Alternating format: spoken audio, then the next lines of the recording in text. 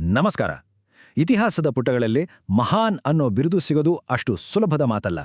ಅದರಲ್ಲೂ ಕೇವಲ 13 ವರ್ಷದ ಹುಡುಗನೊಬ್ಬ ಮಹಾನ್ ಚಕ್ರವರ್ತಿ ಅಂತ ಹೇಗೆ ಕರೆಸ್ಕೊಂಡ? ಬನ್ನಿ, ಅಕ್ಬರ್ನ ರೋಚಕ ಕಥೆಯನ್ನ ಇವತ್ತು ನೋಡೋಣ. ಯೋಚನೆ ಮಾಡಿ, ವಯಸ್ಸು ಕೇವಲ 13. ಆಟ ಆಡೋ ವಯಸ್ಸಲ್ಲಿ ಅವನ ಹೆಗಲಿಗೆ ಬಿದ್ದಿದ್ದು ಕುಸಿದು ಹೋಗ್ತಾ ಇರೋ ಒಂದು ಇಡೀ ಸಾಮ್ರಾಜ್ಯದ ಜವಾಬ್ದಾರಿ. ಅಕ್ಷರಶಃ ಅವನ ಕೈಗೆ ಸಿಕ್ಕಿದ್ದು ಹೆಸರಿನ ಮಾತ್ರ ಒಂದು ರಾಜ್ಯ. ಹಾಗಾದ್ರೆ ಆ ಹುಡುಗ ಅದನ್ನ ಭಾರತದ ಇತಿಹಾಸದಲ್ಲೇ ಅತ್ಯಂತ ಬಲಿಷ್ಠ ಸಾಮ್ರಾಜ್ಯಗಳಲ್ಲಿ ಒಂದಾಗಿ ಕಟ್ಟಿದ್ದೇಗೆ? ಇದೇ ಅಲ್ವಾ ಆಶ್ಚರ್ಯ? ಸರಿ, ಈ ಪ್ರಶ್ನೆಗೆ ಉತ್ತರ ಬೇಕು ಅಂದ್ರೆ ನಾವು ಅವನ ಜೀವನದ ಪ್ರಮುಖ ಘಟ್ಟಗಳನ್ನು ನೋಡಬೇಕು. ಮೊದಲು ಅವನ ಕೈಗೆ ಸಾಮ್ರಾಜ್ಯ ಸಿಕ್ಕಾಗ ಪರಿಸ್ಥಿತಿ ಹೇಗಿತ್ತು, ಆಮೇಲೆ ಭಾರತದ ಹಣೆಬರಹವನ್ನೇ ನಿರ್ಧರಿಸಿದ ಆ ದೊಡ್ಡ ಯುದ್ಧ, ನಂತರ ಕೇವಲ ಗೆಲುವಷ್ಟೇ ಅಲ್ಲ, ಒಪ್ಪಂದಗಳ ಮೂಲಕ ಸಾಮ್ರಾಜ್ಯವನ್ನ ಹೇಗೆ ವಿಸ್ತರಿಸಿದ, ಎಲ್ಲರನ್ನೂ ಒಟ್ಟಿಗೆ ತಗೊಂಡು ಹೋಗಕ್ಕೆ ಒಂದು ಹೊಸ ದಾರಿಯನ್ನ ಹುಡುಕಿದ್ದು, ಮತ್ತು ಕೊನೆಗೆ ಇವತ್ತಿಗೂ ನಾವು ಯಾಕೆ ಅವನನ್ನ ಮಹಾನ್ ಅಂತ ಕರಿತೀವಿ ಅನ್ನೋ ಅವನ ಪರಂಪರೆ. ಹಾಗಾದ್ರೆ ಮೊದಲ ಭಾಗಕ್ಕೆ ಬರೋಣ. ಅಕ್ಬರ್ ರಾಜನಾದಾಗ ಅವನ ಮುಂದಿದ್ದ ಮೊದಲ ಸವಾಲು ಸಾಮ್ರಾಜ್ಯ ಕಟ್ಟೋದಲ್ಲ, ಬದಲಿಗೆ ಅದನ್ನ ಉಳಿಸ್ಕೊಳ್ಳೋದು. ಪರಿಸ್ಥಿತಿ ಅಕ್ಷರಶಃ ಕೈಮೀರಿ ಹೋಗಿತ್ತು. ನಿಜಕ್ಕೂ ಪರಿಸ್ಥಿತಿ ಎಷ್ಟು ಗಂಭೀರವಾಗಿತ್ತು ಗೊತ್ತಾ? ನೋಡಿ, 1556ರಲ್ಲಿ ಏನಾಯಿತು ಅಂದ್ರೆ, ಅಕ್ಬರ್ನ ತಂದೆ ಚಕ್ರವರ್ತಿ ಹುಮಾಯೂನ್ ಒಂದು ದಿನ ಲೈಬ್ರರಿ ಮೆಟ್ಲಿಂದ ಜಾರಿಬಿದ್ದು ಇದ್ದಕ್ಕಿದ್ದ ಹಾಗೆ ತೀರ್ಕೊಂಡ್ರು. ತಕ್ಷಣವೇ ಕೇವಲ 13 ವರ್ಷದ ಅಕ್ಬರ್ಗೆ ಪಟ್ಟಾಭಿಷೇಕ ಮಾಡಲಾಯಿತು. ಆದರೆ ದುರದೃಷ್ಟ ಅಂದ್ರೆ ಅಷ್ಟರಲ್ಲಾಗಲೇ ಮೊಘಲರ ರಾಜಧಾನಿಗಳಾಗಿದ್ದ ದೆಹಲಿ ಮತ್ತು ಆಗ್ರಾ ಎರಡೂ ಕೈತಪ್ಪಿ ಹೋಗಿದ್ವು. ಅಂದ್ರೆ ಅವನೊಬ್ಬ ಚಕ್ರವರ್ತಿ, ಆದ್ರೆ ಆಳೋಕೆ ಸ್ವಂತ ರಾಜ್ಯವೇ ಇಲ್ಲದ ಚಕ್ರವರ್ತಿ. ಹೌದು, ಮೊಘಲ್ ಸಾಮ್ರಾಜ್ಯ ಅನ್ನೋದು ಆಗ ಕೇವಲ ಹೆಸರಿಗಷ್ಟೇ ಸೀಮಿತವಾಗಿತ್ತು. 4 ಕಡೆ ಶತ್ರುಗಳು, ಖಜನೆಯಂತೂ ಸಂಪೂರ್ಣ ಖಾಲಿ, ಸೈನಿಕರ ಧೈರ್ಯವಂತೂ ಪಾತಾಳಕ್ಕೆ ಕುಸಿದಿತ್ತು. ಬಹುತೇಕ ಎಲ್ಲರೂ ಮೊಘಲರ ಆಟ ಇಲ್ಲಿಗೆ ಮುಗೀತು ಅಂತಾನೆ ಅಂದ್ಕೊಂಡಿದ್ರು. ಹಾಗಾದ್ರೆ ಇಂಥ ಒಂದು ಪರಿಸ್ಥಿತಿಯಿಂದ ಮೇಲೆ ಬರೋದು ಹೇಗೆ? ದಾರಿ ಯಾವುದಿತ್ತು? ಒಂದೇ ದಾರಿ, ಮಾಡೋ ಇಲ್ಲವೇ ಮಡಿ ಅನ್ನೋ ಹಾಗೆ ಎಲ್ಲವನ್ನೂ ಪಣಕ್ಕಿಟ್ಟು ಒಂದು ಯುದ್ಧ ಗೆಲ್ಲಲೇಬೇಕಿತ್ತು. ಆ ಯುದ್ಧ ಕೇವಲ ಅಕ್ಬರ್ನ ಭವಿಷ್ಯವನ್ನಲ್ಲ, ಇಡೀ ಭಾರತದ ಭವಿಷ್ಯವನ್ನೇ ನಿರ್ಧರಿಸೋ ಯುದ್ಧವಾಗಿತ್ತು. ಆದರೆ ಈ ಯುದ್ಧದಲ್ಲಿ ಅಕ್ಬರ್ನ ಪರವಾಗಿ ಏನೂ ಇರಲಿಲ್ಲ. ಒಂದು ಕಡೆ ಸಂಖ್ಯೆಯಲ್ಲಿ ಕಡಿಮೆ ಇದ್ದ, ಆತ್ಮವಿಶ್ವಾಸ ಕಳೆದುಕೊಂಡಿದ್ದ ಅಕ್ಬರ್ನ ಸೈನ್ಯ, ಇನ್ನೊಂದು ಕಡೆ ದೆಹಲಿಯನ್ನೇ ಗೆದ್ದ ಹುಮ್ಮಸ್ಸಿನಲ್ಲಿದ್ದ ಹೇಮುವಿನ ದೈತ್ಯ ಅನುಭವಿ ಸೇನೆ. ನೋಡೋಕೆ ಅಕ್ಬರ್ ಈ ಯುದ್ಧದಲ್ಲಿ ಗೆಲ್ಲೋ ಚಾನ್ಸೇ ಇರಲಿಲ್ಲ. ಆ ದಿನ ಬಂದೇ ಬಿಟ್ಟು. ನವೆಂಬರ್ 5, 1556. ಇದೇ ಆ ದಿನಾಂಕ ಮೊಘಲ್ ಸಾಮ್ರಾಜ್ಯದ ಇತಿಹಾಸವನ್ನೇ ಬದಲಾಯಿಸಿದ ದಿನ. 2ನೇ ಪಾಣಿಪತ್ ಕದನದ ಕಹಳೆ ಮೊಳಗಿತು. ಯುದ್ಧದ ಆರಂಭದಲ್ಲಿ ಹೇಮುವಿನ ಸೇನೆಯೇ ಮೇಲುಗೈ ಸಾಧಿಸುತ್ತಿತ್ತು. ಮೊಘಲ್ ಸೈನ್ಯ ಸೋಲಿನ ಅಂಚಿಗೆ ಮಂದಿತ್ತು. ಆದರೆ ಆಗ ಒಂದು ಪವಾಡವೇ ನಡೆಯಿತು. ಅನಿರೀಕ್ಷಿತವಾಗಿ ಎಲ್ಲೊಂದಿರಿಂದ ಹಾರಿಕೊಂಡು ಬಂದ ಒಂದೇ ಒಂದು ಬಾಣ ನೇರವಾಗಿ ಹೇಮುವಿನ ಕಣ್ಣಿಗೆ ಬಂದು ತಾಗಿತು. ಅಷ್ಟೇ, ಅವನು ಪ್ರಜ್ಞೆ ತಪ್ಪಿ ಆನೆ ಮೇಲಿಂದ ಕೆಳಗೆ ಬಿದ್ದ. ತನ್ನ ನಾಯಕನೇ ಬಿದ್ದಿದ್ದನ್ನು ನೋಡಿ ಹೇಮುವಿನ ಸೈನ್ಯದಲ್ಲಿ ದೊಡ್ಡ ಗೊಂದಲ ಶುರುವಾಗಿ ಎಲ್ಲರೂ ದಿಕ್ಕಾಪಾಲಾಗಿ ಓಡಿಹೋದ್ರು. ಅದನ್ನ ಅದೃಷ್ಟ ಅನ್ಬೇಕೋ ವಿಧಿಯಾಟ ಅನ್ಬೇಕೋ, ಆ ಒಂದೇ ಒಂದು ಬಾಣ ಇಡೀ ಭಾರತವನ್ನೇ ಅಕ್ಬರ್ನ ಕೈಗೆ ತಂದುಕೊಟ್ಟಿತು. ಸರಿ, ಯುದ್ಧವನ್ನಂತೂ ಗೆದ್ದಾಯ್ತು, ಸಾಮ್ರಾಜ್ಯ ಉಳಿತು. ಆದರೆ ಅಕ್ಬರ್ನ ನಿಜವಾದ ಪರೀಕ್ಷೆ ಶುರುವಾಗಿದ್ದೇ ಈಗ. ಯಾಕಂದ್ರೆ ಇಷ್ಟು ದೊಡ್ಡ, ಇಷ್ಟು ವೈವಿಧ್ಯತೆ ಇರೋ ದೇಶವನ್ನ ಕೇವಲ ಕತ್ತಿ ಹಿಡಿದು ಆಳೋಕ್ ಸಾಧ್ಯವಿಲ್ಲ. ಅದಕ್ಕೆ ಬೇಕಿತ್ತು ಒಂದು ಅದ್ಭುತ ತಂತ್ರಗಾರಿಕೆ. ಪಾಣಿಪತ್ ಗೆಲುವಿನ ನಂತರ ಅಕ್ಬರ್ಗೆ ಒಂದು ರೀತಿ ಹೊಸ ಹುಮ್ಮಸ್ಸು ಬಂತು. ಅವನು ಅಲ್ಲಿಗೆ ನಿಲ್ಲಲೇ ಇಲ್ಲ. ಮಾಳ್ವಾ, ಗೊಂಡ್ವಾನ, ಗುಜರಾತ್, ಆ ಕಡೆ ಕಾಬೂಲ್, ಕಾಶ್ಮೀರ, ಹೀಗೆ ಒಂದರ ಮೇಲೊಂದರಂತೆ ರಾಜ್ಯಗಳನ್ನ ಗೆಲ್ತಾ ಮೊಘಲ್ ಸಾಮ್ರಾಜ್ಯದ ಗಡಿಯನ್ನ ಭಾರತದ ಮೂಲೆ ಮೂಲೆಗೂ ವಿಸ್ತರಿಸ್ತಾ ಹೋದ.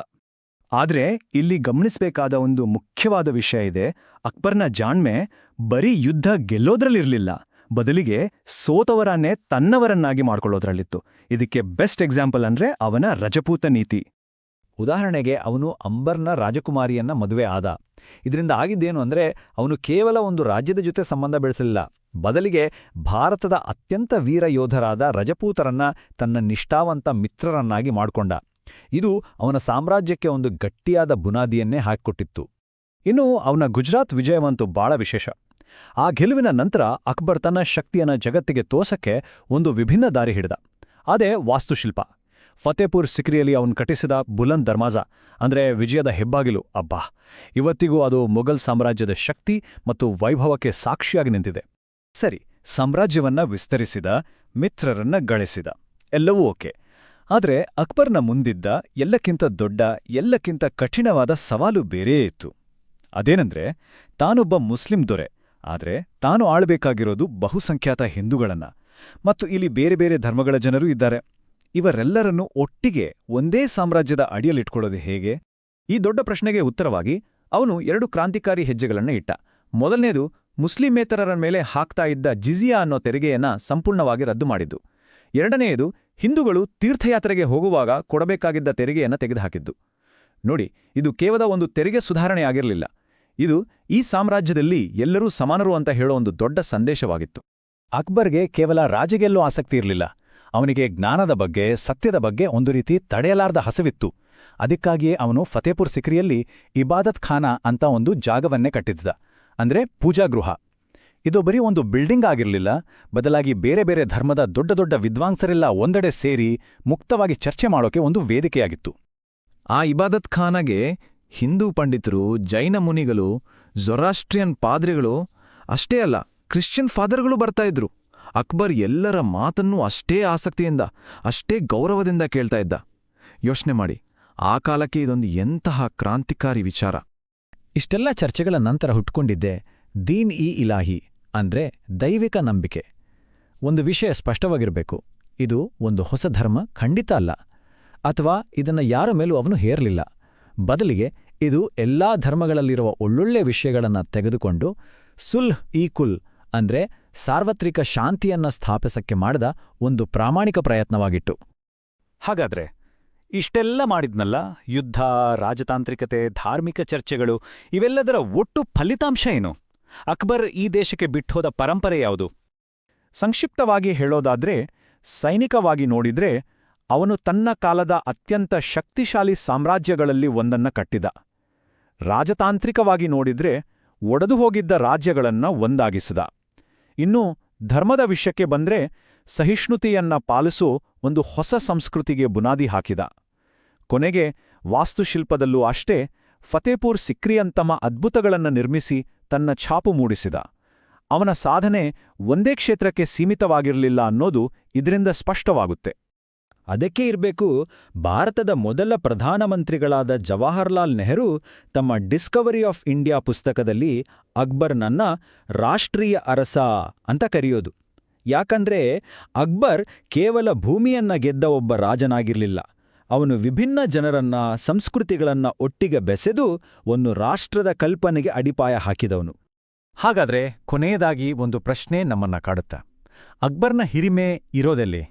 ಅವನು ಗೆದ್ದ ಯುದ್ಧಗಳಲ್ಲ, ಅಥವಾ ಎಲ್ಲರನ್ನೂ ಒಟ್ಟಿಗೆ ತೆಗೆದುಕೊಂಡು ಹೋಗಬೇಕು ಅನ್ನೋ ಅವನ ವಿಚಾರಗಳಲ್ಲ. ಒಬ್ಬ ಆಡಳಿತಗಾರನನ್ನ ನಿಜವಾಗಿಯೂ ಮಹಾನ್ ಅನ್ನೋ ಪದಕ್ಕೆ ಅರ್ಹನನ್ನಾದಿ ಮಾಡೋದ್ಯಾವುದು? ಈ ಪ್ರಶ್ನೆಯೊಂದಿಗೆ ಇವತ್ತಿನ ಈ ವಿಶ್ಲೇಷಣೆಯನ್ನ ಮುಗಿಸೋಣ. ಮುಂದಿನ ವಿಷಯದೊಂದಿಗೆ ಮತ್ತೆ ಭೇಟಿಯಾಗೋಣ. ನಮಸ್ಕಾರ.